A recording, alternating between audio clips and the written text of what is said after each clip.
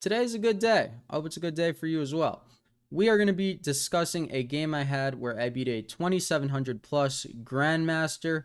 It is not my highest victory on chess.com. Actually, I did beat a 2850.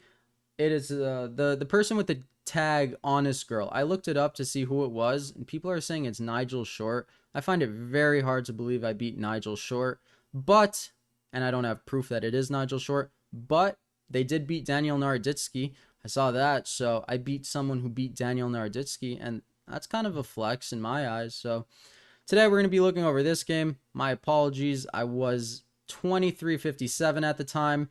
That is because this is when I made my account and I was climbing the ranks. But anyways, that doesn't matter. We are going to show a game in the Grand Prix, and then we're going to continue the Grand Prix theory. Yesterday we went over e6, or 2 days ago we went over e6. Today we're going to be looking at d6, which the point is to disallow the doubling of the queenside pawns. So, Grand Prix theory video 2. F4 as always, and we get an e6, so kind of a recap of last video. This is all there, you should watch it.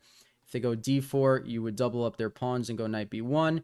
If they take, you would take the knight first, crumbling their pawn structure, and then take on e4. But we're not going to reference yesterday's material, are we? Queen e2, aiming at the pin, right? If bishop takes, knight takes, pawn takes, you win a pawn right there. So e goes f6, kind of like a French idea, not a great move, and he has to take with the b pawn to not lose a pawn. I get castled, typical stuff. King f7, he chooses to manually castle, and a5. In my eyes, the idea is to go bishop a6 to try to get c4 on the board and exploit the pin, and that's what he does. But I over-prepare, I overstop c4, so that will not happen. I also allow my bishop to get fianchettoed, and I guard my knight, right? When they don't have a b pawn, when you double their pawns, the knight on a4 is very, very good because it aims at their damaged structure, which you can add pressure to over time, like so. So I go knight a4, he takes. I cannot take with the pawn because that is indeed a pin, so I take with the queen. Now, my one mistake this game was trading queens and bailing out just up a pawn. I'm still winning, but I'm still better, but queen e1 would be better. Aiming at a5, their structure is compromised. I might have sacks, I might have checkmates, so I should have left the queens on the board. Stupid me. But I didn't, because stupid me. I take the bishop, removing my knight, and then I go g4. I'm not going to get checkmated, so now we want to add pressure, gain time. He checks, gaining time himself, and now I go for this trade. Rook b1. I'm very happy with this. I think this is easily convertible because not only am I up a pawn, his advantage lies on the king side, and my king is on the king side, so that numbs his advantage on the king side. However, I have a huge majority on the queen side. The kings are not on the queen side, so the pawn majority on that end of the board matters way more and gives much more advantage to me. Bishop b2, I'm happy with trades. b4, that is a passed pawn. And now c3, just guarding my pawn, not allowing his rook to win it. It looks gross, but I promise you, this is still good for white. This bishop looks gross, rather, but I'm going to play rook c1, I'm going to play c4, and then my bishop's going to be a tank, and we do like tanks.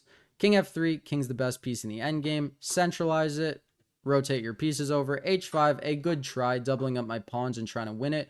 King g4 guarding. And the point of this move is I'm okay with losing this pawn. I didn't go here to, I did go here to guard the pawn, but it made him go f5, and which one of my pieces becomes 10 million times stronger? Promise, 10 million times stronger. I did the math. The bishop on a1 becomes 10 million times stronger because he pushed f5, creating holes in his position. So he wins the pawn back, but I get my pawns rolling. Passed pawns move very, very quickly. Now I outpost my bishop, freezing his structure, aiming at the promotion square, guarding f4 so my king doesn't have to in the future. Life is good.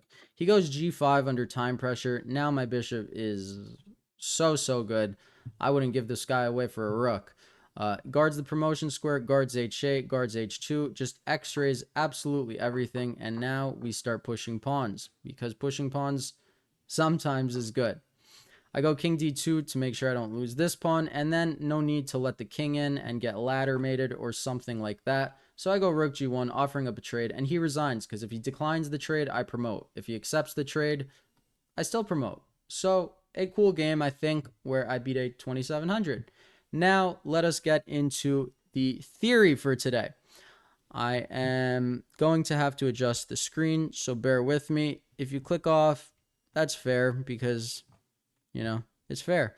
But if you don't click off, you will learn some theory in the Grand Prix. So bear with me. This should take like 10 seconds.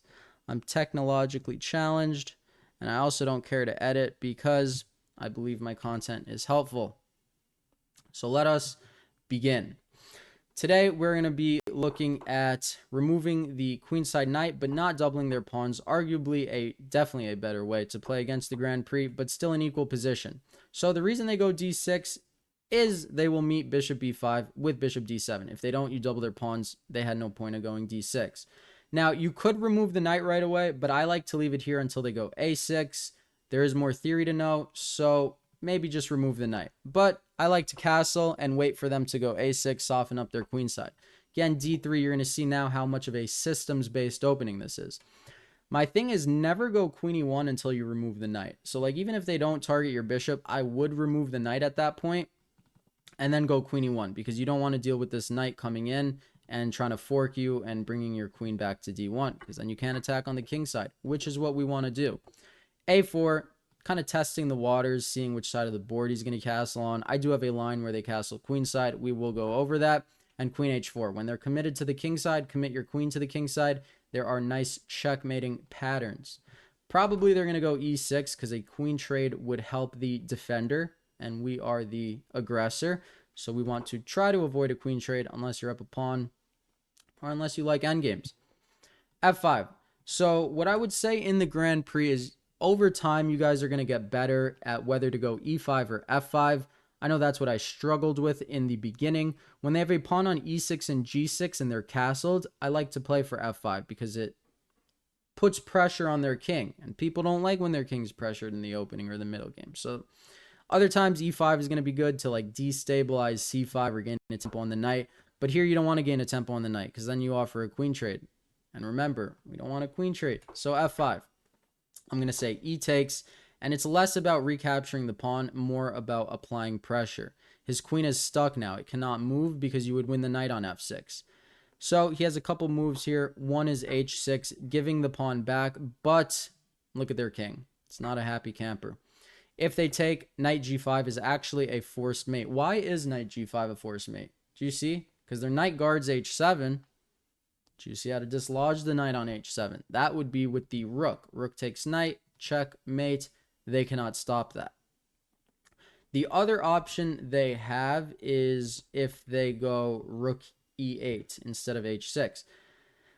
Not such a scary move because their queen still can't move and you're still applying pressure. I would just take with the f pawn and then I would take this guy if they don't take, and they're going to lose a knight. If they take with the g pawn, their king is open. You should be happy with this position. Just build on the attack, I would say.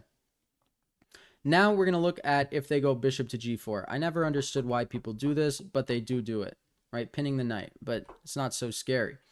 Now, are they really going to go bishop d7? Probably not, because then they just admit that they lost a tempo and made an inaccuracy. So I'm going to say you will get doubled pawns. You're going to go h3. They cannot go bishop h5 because g4, f5 will trap that bishop. So you're going to remove the knight and you take with the queen, preserving your structure. You have the better structure.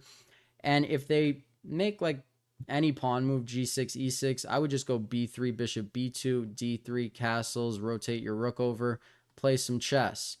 If they go knight f6, that is a blunder because you go e5 and see now you're hitting c6, their damaged structure, and you're also hitting the knight.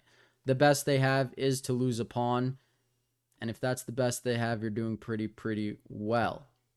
So that's if bishop g4. Now we're going to look at if they don't go knight c6. So maybe people are like, okay, I get this bishop b5 idea, but that's if they go knight c6. What if they don't go knight c6? I would recommend you still give the check because it's still an equal position. This is the best black has against the Grand Prix, and it's still equal. That is good. By the way, Magnus played this against Anand. So if you're like, this is a garbage opening, Magnus played it against Anand. And Karyakin played it against Topalov. Daniil Dubov played it against MVL. Ivanchuk played it against Topalov. Wesley So was on the receiving end of this. Anish Giri. These are good names. Jabava, the guy created an opening. I mean, come on now. It's playable. It is playable. So bishop takes d7. If knight takes, just continue with main kind of ways of routing. Queen e1, castle, queen h4, etc. Queen takes d7 is the only move in the database, so we're going to go over this one. We go castles, knight c6, d3. Look familiar? It should. Knight f6, I'm going to say go king h1. It's a good habit to throw in this prophylactic move. Makes it easier to push the g-pawn later. If their queen was ever going to go to b6 and aim for some discovery, it avoids all that. So prophylactic. See which side of the board they're going to castle. Improve your position. If they are to castle queenside, I would go rook to b1, and I would play it to break open the queenside. Just don't lose your knight. So make sure you either go queen e1 or you move your knight and expand on the queenside. Most people castle on the king side. Now, if they castle on the king side, queen e1, the rotation. So now we're going to see queen e1 without removing their queenside knight. It's kind of annoying, but in some positions you can go queen f2. Here you can't because knight g4. Queen f2, the idea would be you maintain the structure. Here, though, you could get away with doubling up their d-pawns. Even though it's annoying, you have full compensation for it. Right, e5, they want to not lose that pawn, and they want you to take and take back and have a locked center. So if they want you to take, what do you think you should not do? Take. So queen h4, rook a c8, aiming at the pawn, but it is not a backwards pawn. The pawn can be pushed because the knight guards. And I'm going to leave you guys with this position. If they take, you take with the bishop. Things are good. Just be careful. They do have counterplay. Otherwise, you're going to aim in on h7 and try to remove the knight and try to checkmate them. Similar ideas will apply. Now we're going to look over if they are slow to castle. So if they're so slow to castle, we are going to punish them. So bishop b5, bishop d7, castle, bishop g7, d3, all standard stuff, and e6. Okay, they're slow to castle. And do you remember what the theme was when they have a pawn on e6 and g6? You actually go f5. f5 is a strong move when their king is on the g file. Arguably, it's a stronger move when their king is on the e file because it's centered and we are going to centralize and we are ahead in development. So here you got the open e file. If g takes f5, I doubt they would do this, but maybe they're like, I have counterplay over here.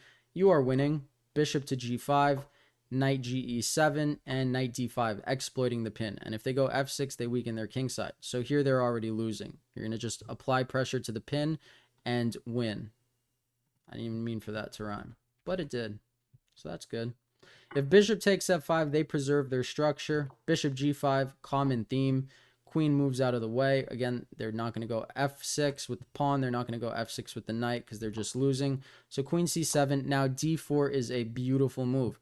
Blast open the king side when you're castled and your opponent is not castled. Why? Well, if they go a6, you still go knight d5, gaining a tempo. And I mean, they are going to get checkmated. And the alternative is taking, which is not any better. You take with the knight. Might look like you lose a piece, but you do not, because at the end of the day, their bishop chose not to be on d7. Now they are pinned. Now they are losing. This is a winning advantage for white. So that is if they go d6 in the Grand Prix. I don't want to get... It's very easy to play. It's a systems-based opening. I think over time, you're going to get better at e5 or f5, and then you're going to really start to appreciate the Grand Prix. So let me know if you guys are trying it. Let me know if you are liking it. Let me know if you're disliking it and why you're disliking it. I hope you enjoyed today's video. Thank you for watching as always, and have a great day.